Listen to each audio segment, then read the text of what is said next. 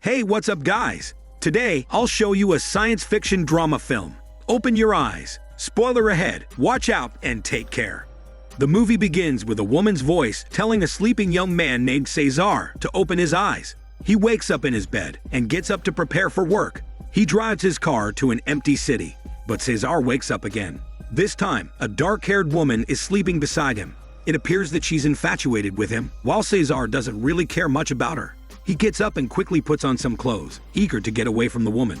Before he leaves, he tells her not to leave messages on his alarm clock anymore. Just like before, Cesar gets in his car and drives to the city. But this time, the city is no longer empty. He picks up his friend, who gets in his car. The friend asks him if he slept with the woman from last night. He grins and answers yes. The two of them go to a tennis court to play. The friend is complaining about how good-looking Cesar is, and how the friend doesn't stand a chance with girls when he is with him. The scene cuts to several years later. Cesar is now in prison, and he's wearing a mask to hide his disfigurement. He is no longer the confident, attractive young man. He now cowers in the corner of a dark jail cell as a psychiatrist tries to get him to open up. It's revealed that Cesar killed someone, and he was sentenced to life imprisonment. The psychiatrist wants to understand why he did it. Back in the past, Cesar throws a lavish party for his birthday. His friend invites a beautiful brunette named Sofia as his date. Cesar is intrigued by the pretty girl, and he flirts with her despite being his friend's date. He momentarily goes inside his bedroom and discovers that his ex-lover, the woman he slept with the other night, is splayed out on his bed. Cesar didn't invite her, but she's determined to snag him, so she snuck inside his house. She tries to seduce him, but Cesar throws her smelly ass out. He goes back out into the party and continues to flirt with Sofia. He tells her that his jealous ex-lover is at the party and watching him carefully. They hide in one of the rooms and are caught by his friend. The friend is understandably a little jealous because Cesar stole his date, but he wants to be a better person. So he tells Cesar that he won't let Sofia get in the way of their friendship. Cesar ends up abandoning his own party and taking Sofia home to her apartment. They get to know each other and lounge on the couch watching TV. They also see an ad on TV for a company advertising cryogenization, or the process of preserving an organism by freezing them in an unconscious state. Sofia and Cesar don't sleep together, but he's now starting to believe that there could be something good between them. He walks out of her apartment in the early morning light with a smile on his face. Suddenly, his ex-lover drives by in her car. She has been stalking him out of jealousy. She tells him that she was also out with a man the previous night, but she only wants Cesar. The ex-lover invites him for a drive. He initially refuses, but she calls him a coward, so he gets inside her car. Once they're driving, the ex-lover becomes angry and possessive. To make sure that no one else will have Cesar, she deliberately drives into the highway barricade. Moments later, they roll down the hill and get into an accident. The next thing Cesar knows, he's meeting up with Sofia in a park. He thinks the car accident was just a dream. He tells Sofia about it and reveals that in his dream, his face was horribly disfigured from the car accident. Sofia then asks him how his house was after the party, but Cesar doesn't remember ever throwing the party. Then, he finally wakes up again. It turns out, the conversation with Sofia in the park was also a dream. The truth is that he did get into a car accident with his ex-lover, and she reportedly died. However, because of his paranoia, Cesar doesn't believe she really is dead. The same accident did leave him disfigured and caused him to be in prison. After that accident, the psychiatrist tries to help him differentiate between his dreams and his reality. He tries to tell Cesar that he's no longer disfigured due to an operation, and he can now take off his mask. But Cesar believes that he is a monster, so he refuses to take it off. A flashback reveals that after the accident, the doctors operated on Cesar 3 times to reconstruct his face. However, their efforts are not enough because his face is still hideous and scarred. Cesar doesn't want the doctors to stop their operation, but the doctors argue that any more surgery will risk his life. The only thing they can offer him is a mask. Back in the jail cell, the psychiatrist continues to insist that the doctors eventually found a solution and reconstructed his face. Cesar still doesn't believe this smelly bullshit, but he is warmer now toward the psychiatrist. Before he leaves, the psychiatrist asks him if he wants anything from the prison guards. Cesar requests a pencil and paper, but he doesn't want to be indebted to the guards. As a gesture of goodwill, the psychiatrist gives him his own pencil and paper. That night, in the darkness of his cell, Cesar tries to draw Sofia's face from memory, but after numerous attempts, he couldn't quite capture her face. He thinks about the time when he sees Sofia walking down the street after the accident. He follows her to a park, where she proceeds to spend the day as a mime. Cesar gets out of his car and stands in front of her for hours as she keeps pretending to be a mime. Eventually, it begins to rain, and she breaks from her mime character. Cesar is angry at her for not even calling to check up on him after his accident. Sophia reasons that she didn't want to make him feel uncomfortable. She reaches out to touch his face and agrees to meet with him another time. They meet at a nightclub, but Cesar is surprised to see that his friend is also there. The friend reveals that Sophia asked him to go with her because she's scared of Cesar. Dejected, Cesar spends the night getting drunk on whiskey while watching Sophia and his friend dance. They leave the club, and Sophia goes home alone. Cesar gets into an argument with the friend, who leaves him as well. Cesar cries and mourns the love he could have had with Sophia. He falls asleep on the street. The next morning, a woman wakes him up. When he opens his eyes, he sees his ex-lover. But a moment later, he sees Sophia. She kisses him without hormone let go and tells him she loves him. In their next meeting, the psychiatrist flips through the sketches of Sophia that Cesar made.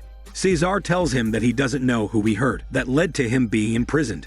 The only thing he remembers is an office and signing some papers. He also shares that some months later, the same doctors who told him his case was hopeless previously called him back to the hospital.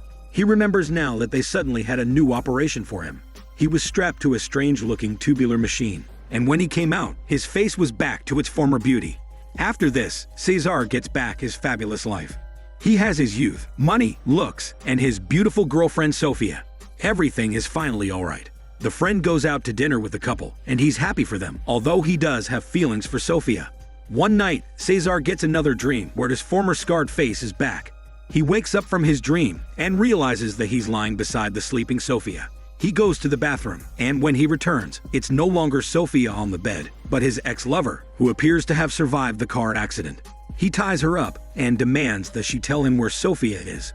The ex-lover is crying, and she keeps telling him that she doesn't know what he's talking about.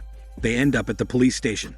The officer is now telling him that the woman he thinks is his ex-lover is actually Sophia. But Cesar insists that it's his ex-lover impersonating Sophia. The friend also arrives at the police station, and he is angry at Cesar for hurting Sophia.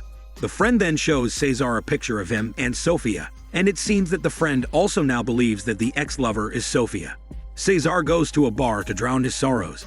There, he meets a man who is familiar because he's watched his commercials on TV about cryogenization. The man tells him that all the people in the bar are under Cesar's control, implying that Cesar is in a dream. He offers Cesar an opportunity to be cryogenically frozen. Back in the prison, the psychiatrist puts Cesar under hypnosis. He remembers that he went to an office to sign a contract. He also remembers that he returned to Sophia's apartment. She finds him there, but she still looks like the ex-lover. She disappears, and the real Sophia materializes before his eyes. The two of them sleep together, and in the middle of their tryst, she transforms back into the ex-lover. Cesar smothers her to death with a pillow. This is the murder that Cesar was imprisoned for. While in the prison, Cesar sees another commercial on TV. He finally remembers the name of the company, and he enlists the psychiatrist's help so they can go out and head to the company to investigate. They discover that aside from cryogenization, the company also provides virtual reality options for their customers. You can choose to replay moments and memories from your life, or you can also choose to create your own dreams based on your desires. The psychiatrist and Cesar go to a restroom to talk. At this point, Cesar is starting to believe that he's in a dream and nothing he is experiencing is real. The psychiatrist just thinks that Cesar is on the verge of a psychological breakdown. He urges Cesar to finally take off his mask so he can see that his face is perfect and handsome. Cesar removes the mask, and his face is still scarred underneath. But the psychiatrist continues to say that his face looks fine. Cesar flees the restroom and runs down to the lobby of the office building. Since he thinks he's inside a dream, he grabs a gun from a security guard and shoots a person several times. He wants to find a way to stop the dream, so he resorts to violent acts. More security guards come and threaten to shoot Cesar. The psychiatrist intervenes and ends up being shot by the guards. Inexplicably, the two of them are now on the rooftop of a building. The psychiatrist is fine despite being shot. The man from the commercial appears again. He affirms Cesar's theory that nothing they're seeing is real. It turns out, Cesar had signed the contract with the option of creating his own dream reality once he is cryogenically frozen. He then went home that day and overdosed on pills. The company preserved his body, and it is now 150 years later. The dream state he chose was a combination of his real memories and his fantasy. He did get into an accident because of his jealous ex-lover, and his face really was disfigured. He also did meet Sophia at his birthday party and had that amazing first hormone night with her. However, after the night at the club with his friend and Sophia, he never saw her again.